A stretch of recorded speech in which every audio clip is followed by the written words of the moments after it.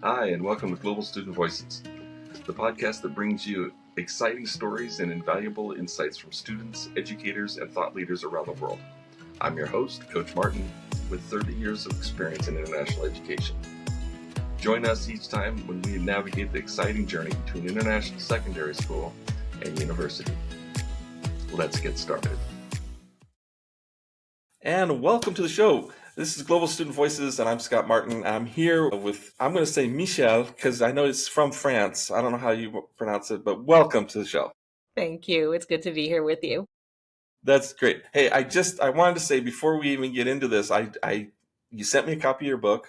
I read it in Kenya, sitting having chai under a tree. I feel like that's the best place to read it. That's pretty much how I recommend it for everyone. And I talked so much about it while I was there that I ended up giving my copy to the school because there were so many parents that wanted copies and they weren't sure if they could get them online fast enough. So it is a spectacular resource. I think Ruth Van Ryken on the blurb said this is the piece that we've been waiting for as parents of TCKs, and I second her voice in that. Not that mine's of any credibility, but hers is.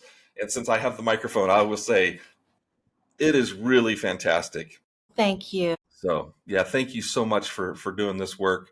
You can clearly hear your heart and soul comes out on the pages, which is an amazing gift. So thank you so much. So just for those who are tuning into this, they've never heard of you before, they haven't read your book yet, there'll be a link in the description.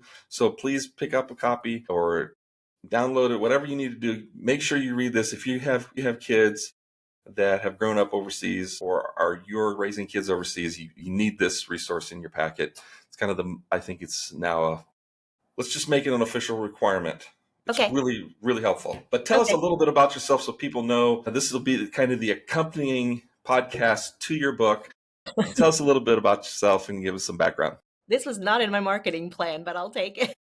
I wish, actually, you mentioned you read it in Kenya. I wish I had been to Kenya before I wrote the book. We actually almost crossed paths over there, both of our trips. I know, that was amazing. I know.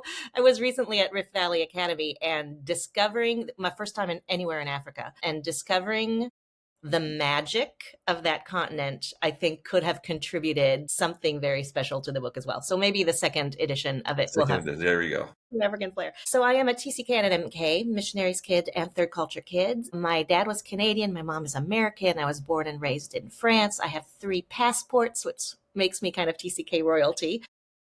Yes. And I did my higher education in the United States and then went back to the school in Germany, Black Forest Academy, where I went through high school. I went back there for 1 year to work in the communications department. And as is so commonly the case in international schools, I never stepped foot in the communications department because they needed a teacher. And I had the prime qualification for being a teacher at an MK school in Germany, which is that I had a pulse. So I walked in the doors, I started teaching, directing plays, directing the school choir and ensembles, teaching English and French and creative writing and public speaking, and stayed for 20 years. So I stayed for 20 years in a place that I miss every day to this day, that I loved. I loved the location. If anybody has ever been to the Black Forest, it's truly magical in a different way than Kenya is. I loved the students. I just loved everything about it. And then in 2008, I was diagnosed with the first 2 of my cancers. There was a third one that came a few years later.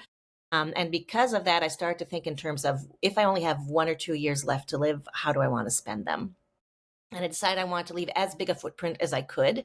I'm a single woman with no children, and my legacy is going to be in the words. This is why I wrote the book as well, in the words and the research that I've put out there over all these years. So in 2009, I left BFA and began this work, still focused on TCKs and MKs, but much more diverse in its nature. I do a lot of writing and I do a podcast, A Pondering Purple, which is just the audio version of my articles. Travel to schools and institutions around the world wherever I'm invited. Do Zoom calls with missionaries and other expat families around the world as well. So it's a very diverse, very good for my ADHD temperament, very diverse kind of work.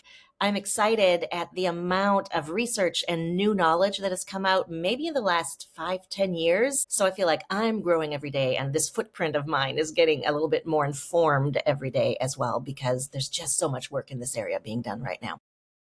Yeah, you're right. This is without question, this is I don't know if it's the peak or it's the beginning of the waterfall, but there's definitely over the last really 5 years, it seems to just be exploded. The number of books and resources and really good stuff that's happening, all laid on the foundation of some amazing people Yes. that started, like Ruth Van Ryken and Dave Pollock. And all of us seem to kind of have found our lanes. Years with TCK and specifically with MKs, mine has been more of a focus on the global student, really focusing on the link between international schools and institutions of higher education. So there's room for all of us. There are so many lanes there. You refer to it as a lane. There are so many of them. And just as my past informs what I do, every individual's past is going to make their lane specific to them. So I don't feel like there ought to be any territorialism in this. There is so much to be said, and we're all Exactly. going to uncover it in different ways because of our histories. Exactly. And we're going to come at it from different directions. I was so proud of myself when I finished my books and then I read yours, and I'm so disappointed in myself. No, actually I'm still really proud of myself, but it's Good. very different. You write really well. So Oh, thank I you. don't. Like, I don't even try. I needed to get some stuff down, thinking at some point I'm going to make it better. Finally just said I've got to get it out, Yes. and then I can redo it later. But I got to That's get what I it. told my students in creative writing all the time. Just get it out, get the first draft. Yeah. Exactly. So I took my own advice, and that's what I did. But Yeah. I really enjoyed reading your book. Not only Good. did it connect with me in very real ways, but all the students that I've worked with for all these years, I could just see pieces of them everywhere in all of them. I And what a gift to read about ourselves in a non-clinical way that's informative and helpful and encouraging. You nailed all those things. So Thank you. thanks for that. As you mentioned, you were just at RVA. We were so close together. We overlapped. I think the weekend you left is the weekend I arrived in Kenya. When you look at a place like RVA with a really rich history of being involved with this population of students and doing some really positive things along the way, was there anything that really just like popped out to you at RVA, kind of helped you reflect on your experience in a different way because of that visit to RVA? Yeah, I think it's kind of like, those mineral water drinks, the sparkling water drinks that have a hint, a soupçon of lime or whatever the other fruit might be.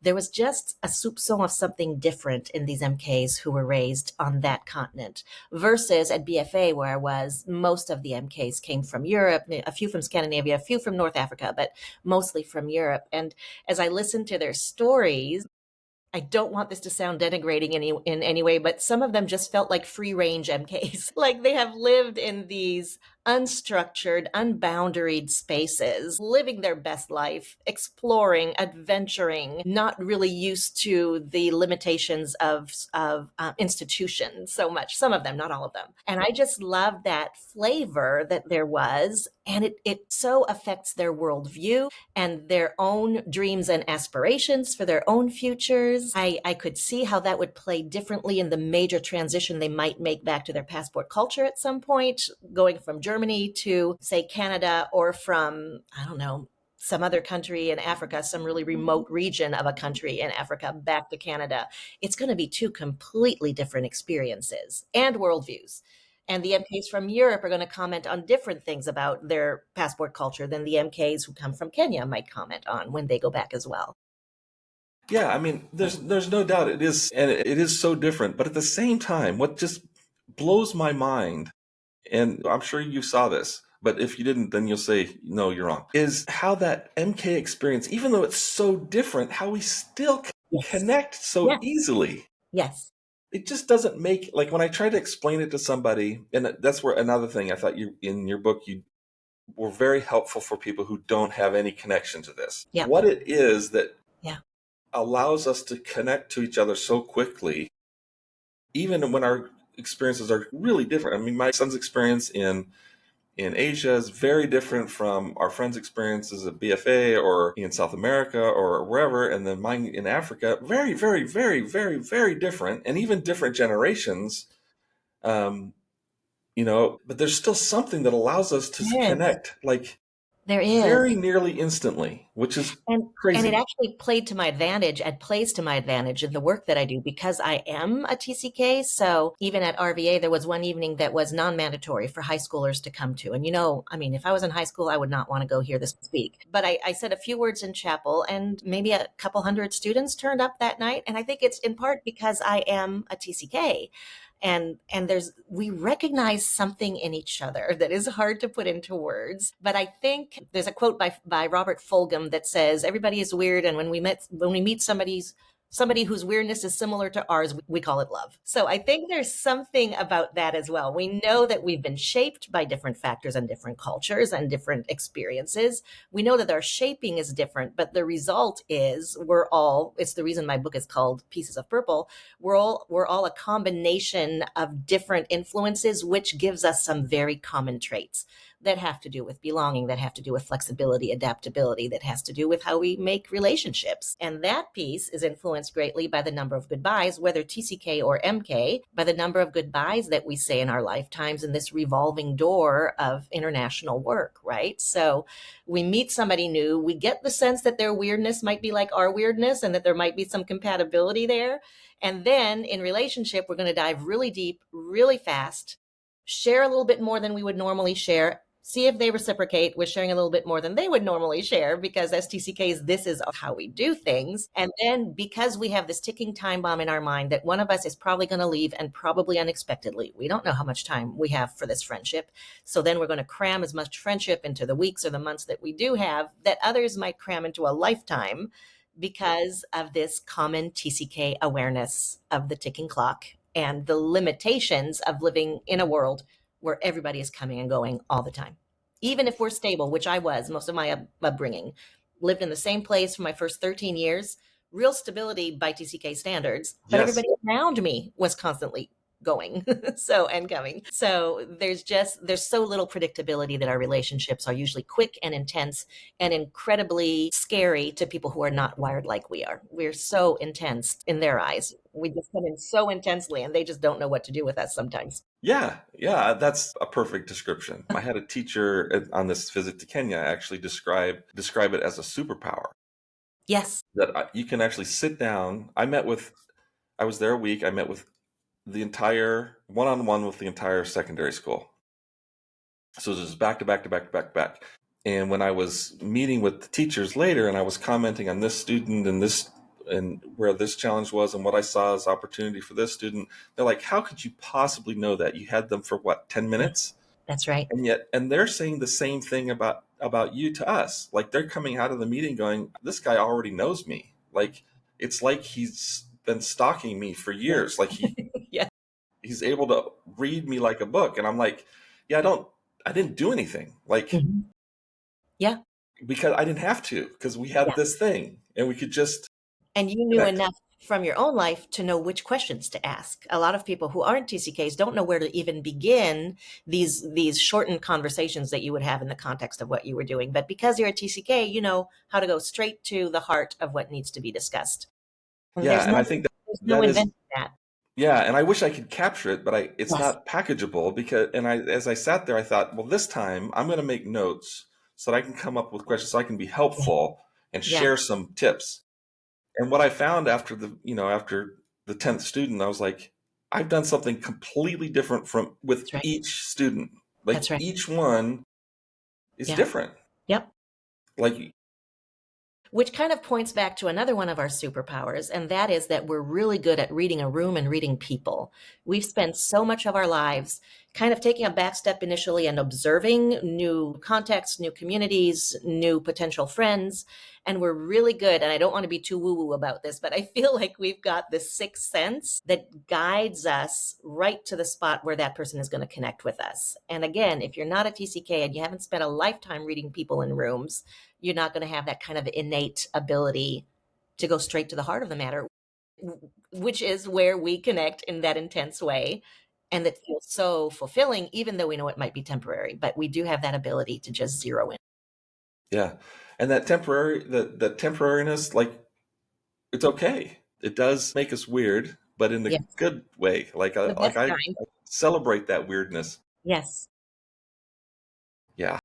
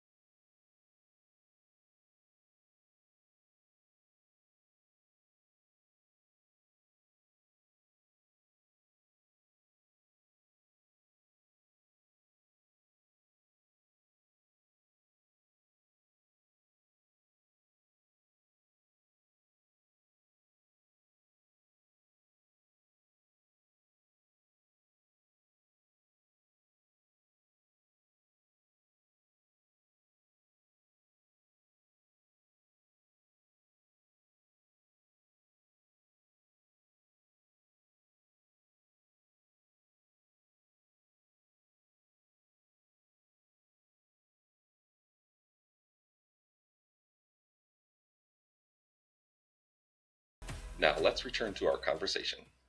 Was there anything that you just look back on the work you just did in this book and just said, "Man, I nailed it. It's holding up true even with this different group."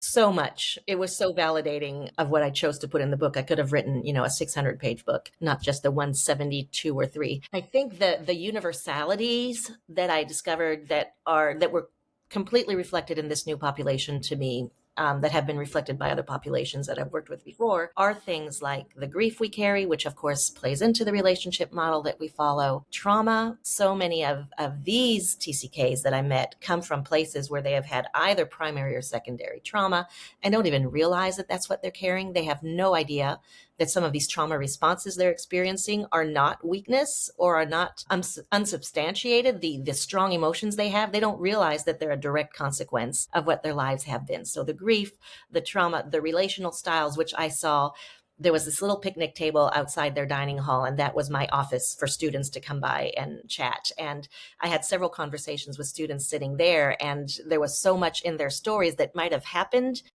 in different environments, maybe with zebras wandering by in the background, but that were so just dead center of the TCK identity and the TCK profile that I've been working with for all these years now, for 34 years. So I think that's what surprised me the most, is how much they did have in common, how much MKs in general do have in common, regardless of what their backgrounds are. Belonging is another one. That quest for belonging, it's not even a quest, it's an instinct, a yearning, a hunger for belonging that we all have. And in my book I broke that down into 6 different kinds of subtypes, let's say, of belonging, and I saw so many of those represented in the students that I was able to speak with, even in the staff members who have been there for enough years that their own sense of belonging has been dislodged a little bit by living between cultures. Yeah, that's great.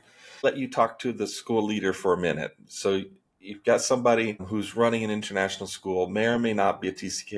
What do they need to know about the students that are coming out of their schools and that are in their schools that they and their staff maybe don't know? Yeah. 2 things. Remind me to get back to superpowers when I'm done with this first point in case I forget it. The first is that no matter how long an adult who grew up in a monocultural setting, who grew up in one passport culture, no matter how long they spend dividing their time between that passport culture and another new adopted culture, they will never view the world or view themselves or reality as an MK does. And the illustration I give of this in my book is very basic. It comes from MTI in Colorado Springs. I think they were the first to use this. And it's something I use when I go to schools overseas where I'm speaking with young children, to try and explain to them that mom and dad might not instinctively understand where you're coming from for these reasons. It's not that they don't care. It's not that they don't get it. It's that they are not shaped the way you are. So the illustration is, I'll find a child in the class and give them a jar. And into the jar, I'll pour some red beads. And I'll say, this is planet red. This is where mom and dad grew up. This is where they've spent their formative years. This is what shaped them during all those pliable years when we're still learning about reality and the world and ourselves. And then I'll pour blue beads into the same jar and have the child shake it up. And what you end up with is a collection of red and blue beads all mixed together, but so clearly defined and distinguishable. You can make 2 stacks, the stack of red and the stack of blue. You can know, oh, this belongs on this planet and this belongs on this planet. There's a clarity and a distinction there that MKs don't have, because then I give 2 balls of Play-Doh to the same child, red and blue Play-Doh, and have them mush them together, which ends up in this very complicated, beautiful, rich, complex shade of purple. And each MK's purple is going to be different depending on what their experiences have been, their personality, the places that have shaped them. And that is what we are by virtue of being multicultural during our formative years. We just absorb data, we absorb information into our purple without being able to clearly distinguish what is right, what is wrong, what is planet red, what is planet blue. We're just this beautiful, complicated shade of purple. And people who have been raised in one culture, like the bead people, look at their children and assume that their children will have the same perspective and the same clarity they do. And so do heads of school, and so do teachers of TCKs. They assume that the clarity they came with to the field, wherever it is that they are, is the same that they see represented in their classroom. And I can tell you from my own experience growing up in France and from all the students that I saw during my 20 years at BFA, that we carry stuff within us that we don't even know is there, and that we have no earthly idea whether it's appropriate on this planet or on this planet, or whether it even fits into the family values, or if it's faith, into the faith values or the school values, because it's all swirled into that rich, deep purple that we have. So I would love for teachers of MKs and administrators of TCK schools to understand that some of those things they're judging, or some of those things they're even giving detentions for or punishment for, might just be a question of confused purple, and the student not having been able during those formative years that were so full of absorbing all this data from all these different places, they might not know that this wasn't appropriate here. I just spoke with a little 11-year-old last night who is currently in the States, and he has made a couple faux pas by American culture standards that he had no clue were not acceptable here, calling one of his friends an animal name that has racial connotations here. He had no idea. And so he was sent to the principal's office. But the principal doesn't understand that this little purple person doesn't have the clarity, the distinction between cultures that adults who have lived even for 20 or 30 years overseas, that they still have within them. And then superpowers. The second thing I would love for people in leadership in TCK spaces to know is that one of the greatest attributes we have as a result of growing up MK or TCK is that we are bridge builders. We're edge dwellers and bridge builders, that we have the capacity to bring very distinct, diverse groups together and to help them find their commonalities and to help them work in partnership with each other. However, these are muscles that need to be trained and tested Developed. and developed, thank you, early on in life. So in these school settings that are safe settings, what can the school do to give them platforms or opportunities to, number one, realize that being edge dwellers is not all wrong. We tend to stay away from the highly identified center of social clusters, so we're kind of on the edges. Not only is it not wrong, it's a product of how we've grown up, but it is also our superpower. And if we can learn to recognize it and to kind of implement it, even in small settings, in the classroom, in the dorm, if it's a residential place, in the workplace, or in their college or university when they leave their adoptive cultures, we need to instill in them an understanding and appreciation for this superpower that is often overlooked. There's a reason that the business world and the diplomatic world is looking for TCKs, and that's one of them. Yeah. Yeah. I think that that's a great kind of brings it around to the practical side of things. And that is that these TCKs, we have something that the world desperately needs Yes. and cannot do without us. Have been really lucky to be a part of a lot of college students' lives, both in the past and even now. And just to sit down with a group of TCKs who don't, y'all are bridge builders. How are you developing that skill? And they Yeah. look at me like, what are you talking Yeah. about? And I Yeah. said, you guys can do things that other people think is impossible. And you don't even think about it as a thing that needs to be done because it's so natural to you. You Ask know your people American from friends if those they, countries? Yeah. yeah, We don't see the culture, we see the people in the culture, which is exactly what you're illustrating.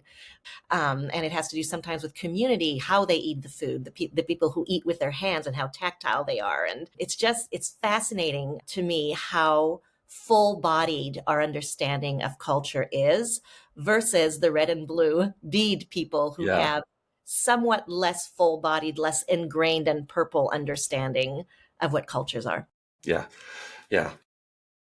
Wow. I feel like I'm just getting started. Let's do a This series. needs to be a series because this is so good. I think it's so valuable. Again, I want to thank you for your book. I think it's super helpful. Our next shirts are all going to be purple. I looked, and 2 out of my books have purple covers. I didn't plan that. You can kind of see them in the background. That's pretty good. Wow. And the irony is that mine does not. Mine has purple in the title, but no purple in the cover. I didn't want to be too on the nose with it. Yeah. Well, yeah. But I love the mosaic of colors that you do include in your cover. There's just so many nuances and some great takeaways. So this is Michéle Phoenix. Thank you so much for your book. Can I just add Yes, for your please. international listeners, the book is on Amazon, but it's also available directly from all of Amazon's international hubs. So amazon.fr.nl. So you don't have to order from the States. If you're near one of those hubs in Europe and Asia, you can order that way as well. Awesome. And is it available as a ebook as well? It is. It's not my favorite format because there's so much design in it that it has to be that non-changing format of the book. So it's more like reading a PDF. It doesn't adjust to your screen width or anything like that. So the better option, in my opinion, is to get the actual book, but the other is better than nothing. So that's right. Yeah. So please pick one up. The links will be in the description. And like she said, whatever Amazon is closest to you, find it there. The title and your name will be there. Also, we'll have a link to the great work that you do with schools. So schools and families, please reach out. This is a fantastic resource. Take advantage. And thank you so much. You've done a great service to us all. I just hope that it gets the kind of circulation it needs. We Thank need you it so much. to get out there. So. We need anybody who buys it and reads it, including your mom. I need reviews. Okay. So please post reviews with this self-published publication system. That's the only way that people know what the book is about and if it's worth their money. Yes, and it is worth the money. So yes, it'll leave a. I'm going to purchase several copies because it's going to be my Christmas gift this year, and so I'll make sure I leave reviews and mention that to other folks. That's perfect. Thank you. All right. Thanks again for being on the show, and look forward to Michéle Phoenix coming back on the show. We're going to have to make this a series or do something special because this is important stuff. Okay. All right. Thanks for tuning into Global Student Voices. We're committed to bringing you the best advice and to share stories for global students and educators. We need your help. Make sure you subscribe, share, rate,